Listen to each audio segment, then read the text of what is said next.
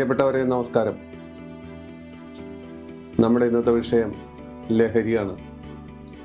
ലഹരി അനാദന്ത്യകാലം മുതൽ നമ്മുടെ കൂടെയുണ്ട്. കാരണം പുരാണങ്ങളിലും മറ്റും പരാമർശിക്കുന്ന സോമരസം, ബൈബിളിലെ വീഞ്ഞ് എന്ന് വേണ്ട സകല പുരാണ ഇതിഹാസങ്ങളിലും ആദ്യകാലങ്ങളിലും ലഹരിയോട് മനുഷ്യനും മൃഗങ്ങൾക്കും എല്ലാവർക്കും ആസക്തി ഉണ്ടായിരുന്നു. അത് എല്ലാ കൃതികളിലും മറ്റെല്ലാ രീതിയിലും നമുക്ക് കാണാൻ സാധിക്കും. ഏത് പൗരാണിക കൃതി എടുത്തു നോക്കിയാലും അതിലെല്ലാം ലഹരിയുടെ ആസക്തി, ലഹരിയുമായി ബന്ധപ്പെട്ട കഥാപാത്രങ്ങൾ വരുന്നു. അതിനർത്ഥം അത്രയും പുറകോട്ട് സഞ്ചരിക്കുമ്പോഴും ഈ പറയുന്ന രീതിയിലുള്ള ലഹരി ഉണ്ടായിരുന്നു. ആ ലഹരി ഡെവലപ്പ് ചെയ്ത് ഇന്ന് വേറൊരു തരത്തിൽ എത്തിച്ചേർന്നിരിക്കുകയാണ്. പണ്ട് കാലത്ത് ലഹരി എന്ന് പറഞ്ഞാൽ കള്ളുഷാപ്പിൽ നിന്ന് കള്ളു കുടിക്കും. അതിന് മുന്തിയ ആളുകൾ അല്പം ചാരായ ഷാപ്പിൽ പോകും. അവിടെ നിന്നും മേപ്പോട്ട് പോകുന്ന ആളുകൾ ഫോറിൻ ലിക്കർ വിൽക്കുന്ന ഫോറിൻ ലിക്കർ ട്രാവലുകളിൽ പോകും. അവിടെ നിന്ന് വഴിതെറ്റി കഞ്ചാവിലേക്ക് വന്നു. കലാകാരന്മാരും മറ്റ് നാനാ തുറയിലുള്ള ആളുകളും കഞ്ചാവിൻ്റെ ആസ്വാദകരായി തീർന്നു. കേരളത്തിൽ മൂന്നാർ പോലുള്ള സ്ഥലത്തെല്ലാം വ്യാപകമായി കഞ്ചാവ് കൃഷി നടക്കുകയും അത് നിർലോഭം ആളുകൾ ഉപയോഗിക്കുകയും അന്നൊന്നും പിടിക്കുകയൊന്നുമില്ല. കഞ്ചാവൊക്കെ സാധാരണ ഉപയോഗിക്കും, അങ്ങ് കൊണ്ടുപോകും, വരും, വാങ്ങും, പോവും, ഇങ്ങനെയൊക്കെയുള്ള രീതിയിലായിരുന്നു പോയിക്കൊണ്ടിരുന്നിരുന്നത്. സംഗീത സംവിധായകർ, അതുപോലെ മറ്റ് നാനാതരത്തിലുള്ള കലാകാരന്മാരെല്ലാം ഈ കഞ്ചാവിനോട് ഭക്തി കാണിച്ചിരുന്നു. എന്തിനു പറയുന്നു? ശബരിമലയ്ക്ക് മാലയിട്ടാൽ പോലും ഈ ശബരിമല അയ്യപ്പന്മാർ കൊച്ചുകടുത്ത സ്വാമി എന്ന പേരിൽ കഞ്ചാവ് തണുപ്പിനെ ചെറുക്കാൻ വേണ്ടി ഉപയോഗിക്കുന്നതായി എൻ്റെ കുട്ടിക്കാലത്ത് കണ്ടിട്ടുണ്ട്. അത് അന്ധകാലം. അപ്പോൾ അന്ന് കഞ്ചാവ് ഇന്നും പ്രസക്തിയുണ്ട്. പക്ഷെ കഞ്ചാവിനെ എല്ലാം ഉന്തിത്തള്ളി മാറ്റി മറ്റ് പല ലഹരികൾ വന്നു. ചരസ് വന്നു, പാങ്ങ് വന്നു. അത് കുറെ എഴുത്തുകാർ, ഞങ്ങളുടെയൊക്കെ തലമുറയിൽപ്പെട്ട കുറെ എഴുത്തുകാർ ഞങ്ങളെയൊക്കെ സ്വാധീനിച്ചിരുന്നു. അവരുടെ കൃതികളിലെല്ലാം ഇത് സാധാരണഗതിയിൽ ചരസും പാങ്ങും അതുപോലുള്ള കാര്യങ്ങളൊക്കെ വന്നു.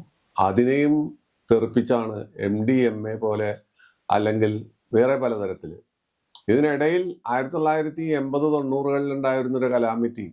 ചെറുപ്പക്കാരെല്ലാം പല മനോരോഗങ്ങൾക്ക് ഉപയോഗിച്ചിരുന്ന മാൻഡ്രക്സ്, അതുപോലെ ഡൈസിഫാം, അത് ഉറക്കഗുളികയാണ്, അതുപോലുള്ള പല സംഗതികളും വാങ്ങി തിന്ന് അതിനകത്ത് ക്യാൻസറിന് കൊടുക്കുന്ന ചില സെഡേറ്റീവ്സ് വരെ ലഹരിക്കായി ഉപയോഗിക്കുന്നതായ ഒരവസ്ഥ പിന്നീട് വന്ന കാലഘട്ടങ്ങളിലുണ്ട്. അത് തുടരുകയാണ്.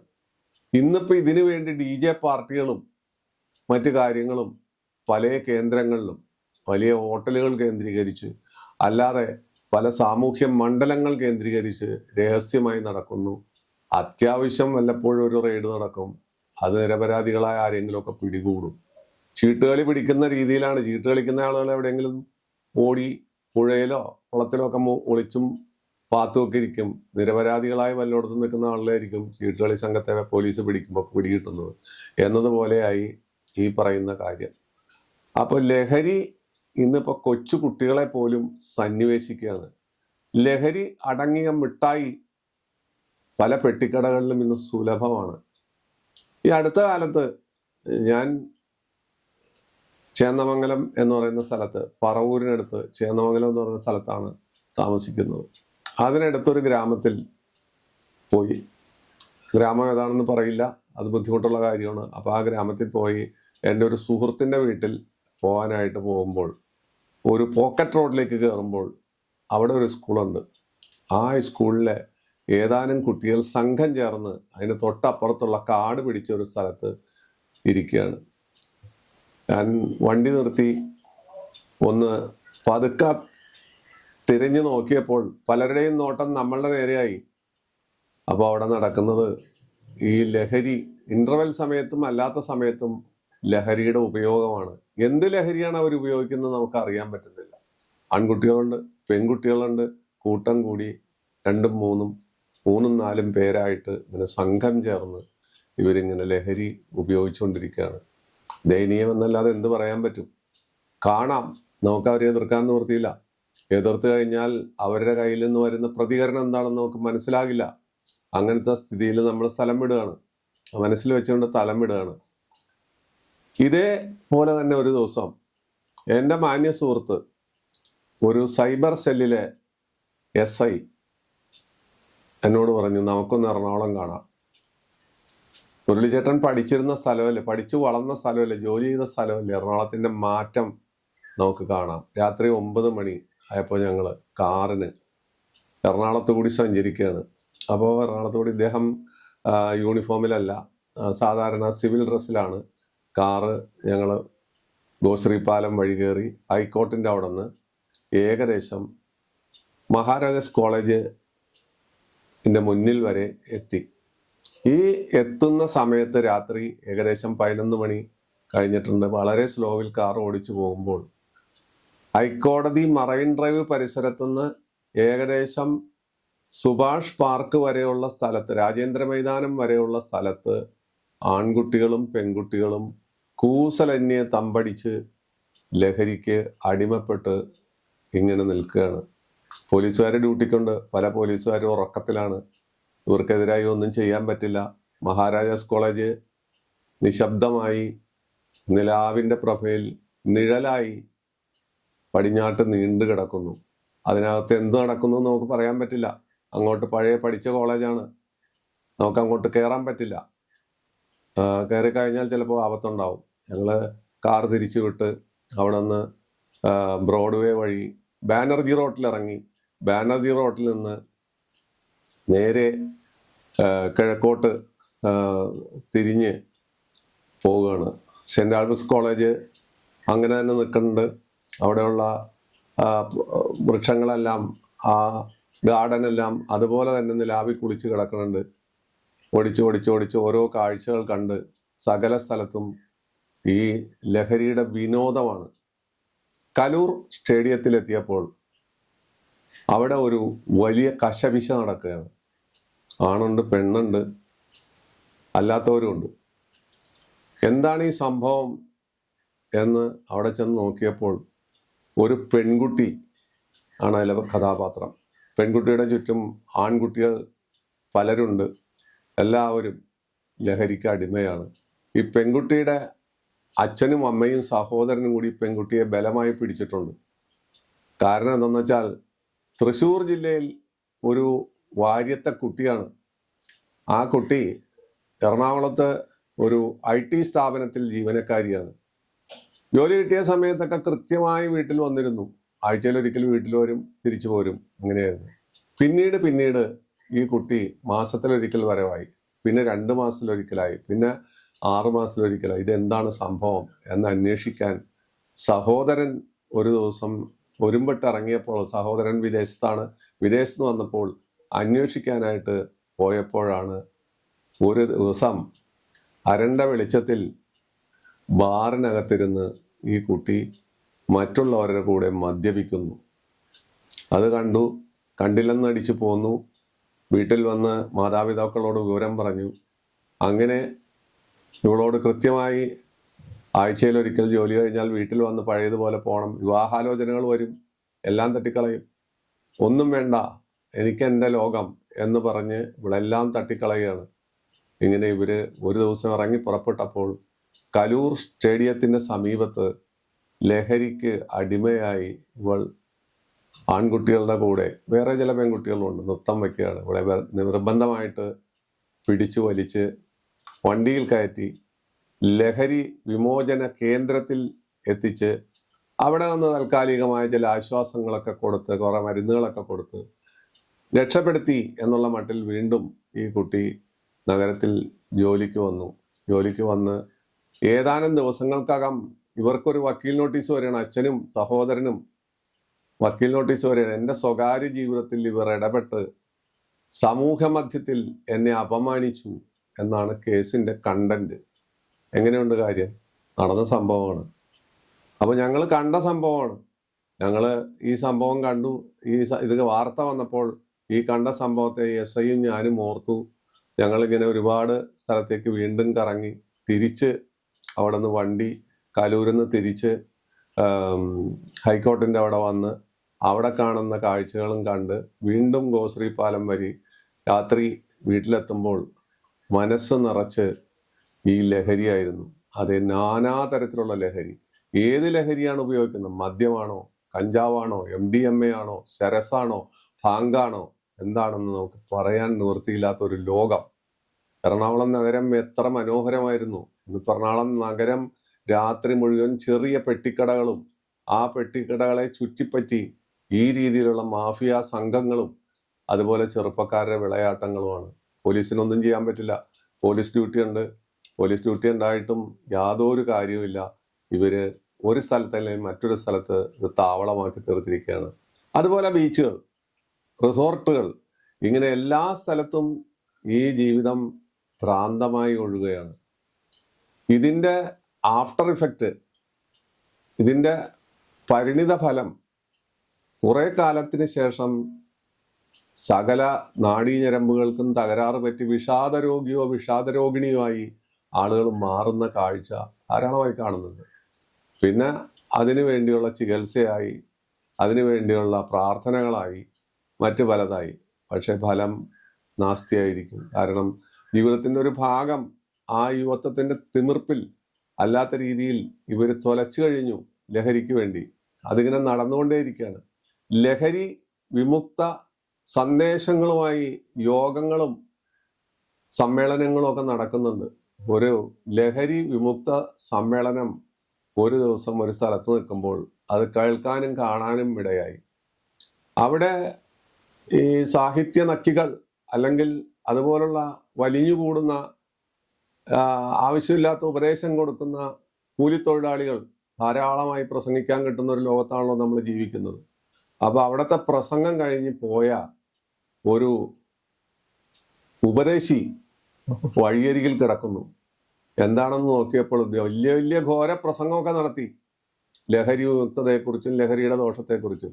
ഇത് കഴിഞ്ഞ് ഇയാൾ അല്പം നല്ലപോലെ അകത്താക്കി കാലുറക്കാറ് നിലത്ത് വീണ് കിടക്കുന്ന കാഴ്ചയാണ് കണ്ടത്. ഇത് സത്യമായ കാഴ്ചയാണ് ഈ പറയുന്നത്, ഉണ്ടായ കാര്യമാണ്. അപ്പോൾ ഉപദേശിക്കാൻ വളരെ എളുപ്പമാണ്, പ്രാവർത്തികമാക്കാൻ സാധിക്കുന്നില്ല. ഇതാണ് നമ്മുടെ നാട്ടിലെ സ്ഥിതി. ഉപദേശം കൊടുക്കാൻ ഉപദേശികൾ ധാരാളം, പക്ഷെ പ്രാവർത്തികമാക്കാൻ ആരും തയ്യാറില്ല. ലഹരിയുടെ അവസ്ഥയിൽ ഇതാണിപ്പോൾ നടന്നുകൊണ്ടിരിക്കുന്നത്. കാരണം ഏത് ലഹരിയാണ് എത്ര എളുപ്പത്തിൽ നമുക്ക് ഒളിപ്പിച്ചു വെക്കാം, എവിടെ വേണമെങ്കിലും ഒളിപ്പിച്ചു വെക്കാവുന്ന തരത്തിലുള്ള ലഹരി വസ്തുക്കളാണ് നമുക്കിന്ന് സുലഭമായി കിട്ടുന്നത്. പണ്ടത്തെ കഞ്ചാവല്ല, ഇന്ന് ഹൈബ്രിഡ് കഞ്ചാവാണ്. എന്താണ് ഹൈബ്രിഡ് കഞ്ചാവ് എന്ന് വെച്ചാൽ നമുക്കറിയില്ല, നമ്മൾ ഈ സാധനം കണ്ടിട്ടേ ഇല്ല. അതുപോലെ ഓരോ വസ്തുക്കളും ഒന്നിനൊന്ന് മേന്മയാർജിച്ച് വളരെ പുതിയ ജനറേഷൻസ് ഇറങ്ങിക്കൊണ്ടിരിക്കുകയാണ്. ഇനി തലമുറയെ കാർന്നു തന്നെയാണ്. വാര്യത്തെ പെൺകുട്ടി ചെയ്ത പണി പോലെ എത്രയോ പെൺകുട്ടികൾ ബാംഗ്ലൂർ ആസ്ഥാനമാക്കി ജോലി ചെയ്യുന്നുണ്ട്. അവിടെയും ഇത് തന്നെ സ്ഥിതിയാണ്. എറണാകുളം നഗരത്തിനെ കുറിച്ചാണ് പറഞ്ഞത്, കൊച്ചി നഗരത്തെ കുറിച്ച് പറഞ്ഞതുപോലെ തന്നെ ബാംഗ്ലൂർ നഗരത്തിലും രാത്രി ഉറങ്ങാത്ത നഗരമാണ്. അവിടെയും ഈ ലഹരിയുടെ സന്നിവേശനം അമിതമാണ്. ഒരു നിവൃത്തിയുമില്ലാത്ത രീതിയിലേക്ക്, പിടിച്ചാൽ കിട്ടാത്ത രീതിയിൽ സർക്കാർ പലതും പറയും. സർക്കാർ ഇതുപോലുള്ള പല പദ്ധതികളും ആസൂത്രണം ചെയ്യും. അവരുടെ ആപ്സന്മാർ വന്ന് ഈ പറയുന്ന ഗിരിപ്രസംഗങ്ങൾ നടത്തും. ആ പ്രസംഗം നടത്തിയ ആളുകൾ തന്നെ ഈ രീതിയിൽ പെരുമാറുകയും ചെയ്യും. ഇതാണ് ഇവിടെ നടക്കുന്ന സത്യം. അല്ലാണ്ട് അതിൽ കവിഞ്ഞ് വേറെ ഒന്നും ഇവിടെ നടക്കുന്നില്ല.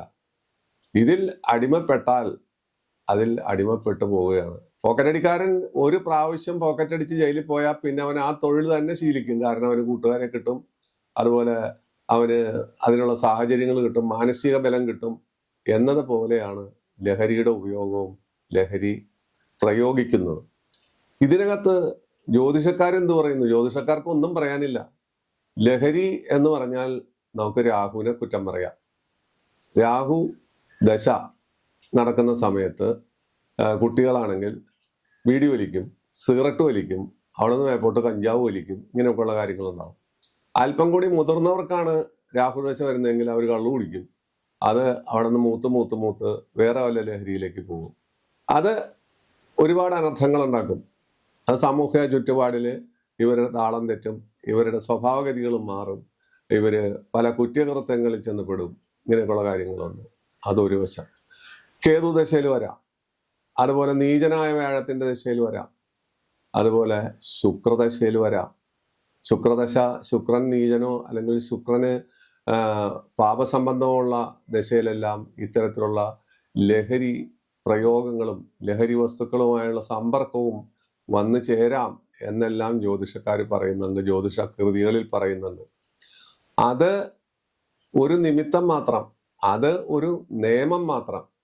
കലിയുഗത്തിന്റെ ഏതാണ്ട് ഈ അന്ത്യത്തോട് അടുക്കുന്ന ഈ കാലഘട്ടത്തിൽ മനുഷ്യൻ ഈ രീതിയിലുള്ള വേഷം ധരിച്ച്, ഈ രീതിയിലുള്ള ലഹരി ഉപയോഗിച്ച് അവന്റെ സമനില തെറ്റിച്ച്, അവന്റെ ബുദ്ധിശക്തി ആകെ നശിപ്പിച്ച് മുന്നോട്ട് പോകുന്ന ഈ കാലഘട്ടത്തില് ഇതൊരു റെമഡി ആയി നമുക്ക് കാണാൻ പറ്റില്ല. ഓരോ ഗ്രഹങ്ങളും നമ്മളെ താലോലിക്കുകയും മുന്നോട്ട് കൊണ്ടുപോവുകയും ചതിക്കുകയും ചെയ്യുന്നുണ്ട്. ചതിയുടെ കുഴിയിൽ ഈ ഗ്രഹങ്ങൾ നമ്മളെ വീഴ്ത്തുന്നു. ഞാൻ പറയുന്ന രാഹുദശ, കേതുവിന്റെ ദശ, ശുക്രന്റെ നീചമുള്ള ശുക്രന്റെ ദശ, നീചമുള്ള വ്യാഴത്തിന്റെ ദശ, ഇതുപോലുള്ള ശനി മുതലായ ഗ്രഹങ്ങളെല്ലാം, കുജൻ, ഇവർക്ക് എല്ലാവർക്കും ഒരാൾക്കെന്നില്ലാതെ എല്ലാവർക്കും അവരുടെ സ്ഥിതി അനുസരിച്ച്, പിന്നെ ചന്ദ്രന്റെ സ്ഥിതി അനുസരിച്ച് മാനസിക ബലം ഇതിലേക്ക് പോകാതിരിക്കാനും പോകാനും ചന്ദ്രന് സാധിക്കും, ചന്ദ്രനെ കൊണ്ട് സാധിക്കും. കാരണം അതിലേക്ക് കടക്കാനും കടക്കാതിരിക്കാനും മാനസിക ബലം, ഇതെല്ലാം നമുക്ക് ഇതിൻ്റെ പ്രയോക്താക്കളായി പറയാം, ഇതിൻ്റെ അനുവാചകരായി പറയാം. പക്ഷേ ലോകം വല്ലാത്തൊരവസ്ഥയിലേക്കാണ്. ഇത് കൊച്ചു കുട്ടികൾ മുതൽ പ്രായാധിക്യമുള്ള ആളുകൾ വരെ ഈ രീതിയിലേക്കാണ് പോയിക്കൊണ്ടിരിക്കുന്നത്. നമുക്ക് പണ്ട് ബാർ എന്നെല്ലാം പറയുന്നത് ഒരു കാണാക്കനിയായിരുന്നു. ഏതെങ്കിലും നഗരത്തിന്റെ ഏതെങ്കിലും ഭാഗത്ത് 1, 2, 3 ബാറുകളുണ്ട്. ഇപ്പോൾ പഞ്ചായത്തുകൾ തോറും ബാറുകളായി തീർന്നു. ഏതാണ്ട് 11 മണി രാത്രി വരെ അവിടെ നേരിട്ടും അല്ലാതെ അനധികൃതമായിട്ട് നേരം വെളുക്കുന്നത് വരെയും മദ്യവ്യാപാരം, അതിൽ നിന്നുണ്ടാകുന്ന ദൂഷ്യങ്ങൾ, ആർക്കും ഏത് സമയത്തും രഹസ്യമായി ചെന്നാൽ കിട്ടാൻ സൗകര്യമുള്ള മയക്കമരുന്നുകൾ, മെഡിക്കൽ ഷാപ്പുകൾ വരെ അതിൻ്റെ മീഡിയമായി മാറുകയാണ്. പല മരുന്നുകളും ഇല്ലാത്ത ഡോക്ടർമാരുടെ പേരിൽ ഷീട്ടുകൾ ഉണ്ടാക്കിയെടുത്ത് പ്രിസ്ക്രിപ്ഷൻ ഇല്ലെങ്കിൽ മരുന്ന് കൊടുക്കൂല. മെഡിക്കൽ ഷോപ്പിൽ നിന്ന് പ്രിസ്ക്രിപ്ഷൻ ഇല്ലാതെ മരുന്ന് കൊടുക്കരുതെന്ന് നേരിട്ട് ഇൻസ്ട്രക്ഷൻ കേന്ദ്ര ഗവൺമെന്റും കേരള ഗവൺമെന്റും പുറത്തിറക്കിയിട്ടുണ്ട്. പക്ഷെ അതൊക്കെ വിഫലമാക്കുന്ന രീതിയിൽ ഇവര് പ്രിസ്ക്രിപ്ഷൻസ് ഉണ്ടാക്കി ഏതെങ്കിലും ഡോക്ടറുടെ സീലും ഉണ്ടാക്കി വെച്ച് ഈ പറയുന്ന ലഹരി വസ്തുക്കൾ, അത് ലഹരി വസ്തുക്കളല്ല, സെഡേറ്റീവ് ആണ്. സാധാരണഗതിയിൽ കൊടുക്കുന്ന വേദനാ സംഹാരികളാണ്. ക്യാൻസർ അതുപോലുള്ള മഹാരോഗങ്ങൾ കൊടുക്കുന്ന വേദനാ സംഹാരികൾ വാങ്ങി കഴിച്ച് ഇവര് സുഖിക്കുകയാണ്. ആ സുഖത്തിന്റെ, ഏതൊരു സുഖത്തിന്റെയും നേരെ ഓപ്പോസിറ്റ് ഭാഗം ദുഃഖമാണ്. ആ ദുഃഖത്തിന്റെ തീവ്രത എന്ന് പറഞ്ഞാൽ വിഷാദ രോഗം, അതുപോലെ മനുഷ്യനെ ഒന്നും കൊള്ളാതാക്കുന്ന രൂപം. അവിടെയാണ് മലയാളി തോറ്റിരിക്കുന്നത്. അവിടെയാണ് ബംഗാളികളും ഛത്തീസ്ഗഡുകാരും അതുപോലെ ഒറീസക്കാരും ഇവിടെ വന്ന് കൂലിപ്പണി അവരുടെ ദുബായോ മസ്കറ്റോ ആയി മാറി ചെയ്യുന്നത്. നമ്മുടെ വ്യക്തികൾ, നമ്മുടെ മനുഷ്യർ, നമ്മുടെ കുട്ടികൾ, നമ്മുടെ ചെറുപ്പം ആകെ ഈ ലഹരിക്ക് പണയപ്പെട്ടു പോയിരിക്കുകയാണ്. കാരണം കർമ്മശേഷി നഷ്ടപ്പെടുന്നു, ക്രിയേറ്റിവിറ്റി നഷ്ടപ്പെടുന്നു, അവരെ ആകെ തകരാറിലാകുന്നു. മാതാപിതാക്കൾ ആൺകുട്ടിയായാലും, ആൺകുട്ടികളെ ആൺ ബോംബ് എന്നാണ് ഞാൻ വിശേഷിപ്പിച്ചത്. അടുത്ത കാലത്ത് ഒരു ലേഖനം എഴുതി, അപ്പോൾ ആ ലേഖനം വളരെ ശ്രദ്ധിക്കപ്പെട്ടു. ആൺ ബോംബുകൾ, പെൺകുട്ടികളാണെങ്കിലാണ് നമുക്ക് ബോംബ് ആവുന്നത് പണ്ട്. ഇപ്പൊ ആൺകുട്ടികളും ബോംബുകളാണ്. കാരണം എങ്ങോട്ടാണ് തിരിയുന്നത്, ഏത് രീതിയിലാണ് ഇവർ ചെല്ലുന്നത്, അക്രമവാസന, അതുപോലുള്ള സ്വഭാവഗതികൾ നമ്മുടെ നാട്ടിൽ സംജാതമായിരിക്കുന്നു. ഇത് പറയുമ്പോൾ ആരും പരിഭവിച്ചിട്ട് കാര്യമില്ല. നമ്മൾ സ്വയം പ്രിക്കോഷൻ എടുക്കുക. ഗ്രഹങ്ങളെ പഴിച്ചിട്ടോ രാഹുവോ കേതുവോ ഗുളികനോ അല്ലെങ്കിൽ മറ്റൊരാളോ വ്യാഴമോ അതുപോലെ എല്ലാ ഗ്രഹങ്ങളും ഒക്കെ ഉണ്ട്. അവർ പല സ്ഥലത്തും പല രീതിയിലൊക്കെ നിൽക്കും, പല ദശകൾ വരും പോകും എന്ന് വെച്ച് അതൊന്നും ഇതിന് നിദാനമല്ല, ഇതിന് കാരണമല്ല. ഇത് ഒരു തലമുറയിൽ ചില പാഴ്ചെടികൾ പറമ്പിൽ വന്നാൽ, തൊട്ടാവാടി പോലുള്ള പാഴ്ചെടികൾ നമ്മുടെ പറമ്പിൽ വന്നാൽ അതങ്ങ് കാട് പിടിച്ച് ആ പറമ്പ് മുഴുവൻ പൂത്തുലഞ്ഞ് നശിപ്പിച്ചു കളയും എന്നതുപോലെ ഒരു തലമുറയെ ഇത് കാർന്ന് തിന്ന് നമ്മുടെ സാംസ്കാരിക പരിവേഷങ്ങളും നമ്മുടെ വിദ്യാഭ്യാസ നിലവാരങ്ങളും ക്രിയേറ്റിവിറ്റിയും നഷ്ടപ്പെടുത്തുകയാണ്. പക്ഷേ വലിയൊരു ഭാഗം മിടുക്കന്മാർ ഇത്തരം കാര്യങ്ങളിൽ പങ്കെടുക്കാതെ ഇതിൽ നിന്നെല്ലാം അകന്ന് വിദേശത്ത് പോയി പഠിച്ച് അവർ മിടുമിടുക്കന്മാരായി ജോലി ചെയ്യുന്ന കാഴ്ചയും നമ്മൾ കാണുന്നുണ്ട്. അതും ഇതിൻ്റെ മറുവശമാണ്. മധ്യ തിരുവിതാംകൂറിലും അതുപോലെ എറണാകുളം ജില്ലയുടെ പല ഭാഗങ്ങളിലും വീടുകളെല്ലാം ആളൊഴിഞ്ഞു കിടക്കുകയാണ്. കാരണം കുട്ടികൾ പലരും ഇവിടെ തൊഴിലൊന്നും കിട്ടാൻ പോകുന്നില്ല, ഇവിടെ പഠിച്ചു നിന്നിട്ടും കാര്യമില്ല. ഇവിടെ തൊഴിലെല്ലാം മറ്റു പലരുടെയും കയ്യിലാണ്, പല രീതിയിലാണ് കിട്ടുന്നത്. നേരായ മാർഗത്തിൽ തൊഴിൽ കിട്ടില്ല. അപ്പൊ അവർ വിദേശത്തേക്ക് പോകുന്നു. വിദേശത്തേക്ക് പോയി അവിടെ പഠിച്ച് അവരുടെ മാതാപിതാക്കളെയും ബന്ധുക്കളെയൊക്കെ അന്യനാട്ടിലേക്ക് കൊണ്ടുപോകണം. പല വീടുകളും ഈ അടുത്ത കാലത്തൊരു കണക്ക് കണ്ടു. പത്തനംതിട്ട, അതുപോലെ കോട്ടയം മുതലായ ജില്ലകളിൽ, അതിൽ എറണാകുളം ജില്ലയിലെ ചില ഭാഗങ്ങളിലും അനേകം വീടുകൾ, അത് ഇലക്ഷനോടനുബന്ധിച്ചുണ്ടായ ഒരു കണക്കാണ്, അനേകം വീടുകൾ പൂട്ടിക്കിടക്കുകയാണ്. കാരണം ആളുകളില്ല. വല്ല കൊല്ലത്തിലൊരിക്കൽ വന്ന് തുറക്കും, അല്ലെങ്കിൽ ഏതെങ്കിലും ഒരു പരിചാരകനെ നിർത്തി അത് നോക്കും. അങ്ങനത്തെ ഒരു അവസ്ഥയിൽ നമ്മുടെ നാട് അധപ്പതിച്ചിരിക്കുകയാണ്. അഥവാ ആളുകളുണ്ടെങ്കിൽ അത് വൃദ്ധസദനങ്ങളാണ്. ഒരു അച്ഛനും അമ്മയും മാത്രം ഉണ്ടാവും. അവര് ഒറ്റപ്പെട്ട് അങ്ങനെ കഴിയും. സാമ്പത്തിക സൗകര്യമുള്ളവരാണെങ്കിൽ അങ്ങനെ ജീവിക്കും, ആരെങ്കിലും ബൈസ്റ്റാൻഡറെ നിർത്തി ജീവിക്കും. അല്ലാത്തവരാണെങ്കിൽ നരകം അല്ലെങ്കിൽ വൃദ്ധസദനം തന്നെ ഗതി. ഇതാണ് ഇവിടുത്തെ ലഹരി നമ്മളിൽ സന്നിവേശിപ്പിച്ച് നമ്മുടെ ജീവിതത്തെ താളം തെറ്റിച്ചിരിക്കുന്നത്. സത്യത്തിൽ താളം തെറ്റിച്ചിരിക്കുകയാണ്. ഇതിൽ നിന്ന് ഒരു മോചനം ഉണ്ടോ എന്ന് ചോദിച്ചാൽ ശരിയായ മോചനം അപ്രാപ്യമാണ് എന്നുള്ളതാണ് ഏറ്റവും വലിയ സത്യം. സ്കൂളുകളിൽ നിന്ന് തുടങ്ങി കോളേജിലെത്തി, പിന്നെ ജീവിതത്തിൻ്റെ നല്ല കാലത്തും മധ്യകാലത്തും അവസാന കാലം വരെ ഈ ശീലത്തിന് വിധേയരായി സ്വയം നശിക്കാതെ നിങ്ങൾ ഒരു വട്ടം ചിന്തിക്കുക. നമ്മൾ എടുത്ത് പന്താടുന്നത് നമ്മുടെ ജീവിതമാണ്. അതിന് ഗ്രഹങ്ങളെയോ ജ്യോതിഷത്തെയോ അല്ലെങ്കിൽ മറ്റേതെങ്കിലും ശാസ്ത്രശാഖയെയോ ഉത്ബോധനം നടത്തുന്നവരെയോ ഒന്നും കുറ്റം പറഞ്ഞിട്ട് കാര്യമില്ല. ഉത്ബോധനം നടത്തുന്നവർക്ക് പ്രസംഗം കഴിഞ്ഞാൽ കാശ് കിട്ടും, അവർ ഉത്ബോധിപ്പിച്ചു പോകും. അത് കഴിഞ്ഞിട്ട് ആ കിട്ടിയ കാശിൽ നിന്ന് ഒരു പെഗടിക്കും. അങ്ങനെയുള്ള അന്തരീക്ഷത്തിൽ ജീവിക്കുന്ന നമ്മൾ സ്വയം മനസ്സിലാക്കുക, ഇതാണ് നമ്മുടെ അധോഗതി. ഇതിൽ നിന്ന് നമ്മൾ മുക്തി നേടാൻ നമ്മൾ തന്നെ തീരുമാനിക്കണം. നമ്മുടെ ജീവിതം നമ്മുടേതാണ്, അതൊന്നേ ഉള്ളൂ. അത് സൂക്ഷിച്ച് മുന്നോട്ട് കൊണ്ടുപോവുക എന്നുള്ള വാചകവുമായി, എന്നുള്ള ഒരു സന്ദേശവുമായി ഈ അധ്യായം തൽക്കാലം വിട നിർത്തുന്നു. നല്ല നമസ്കാരം. വിട.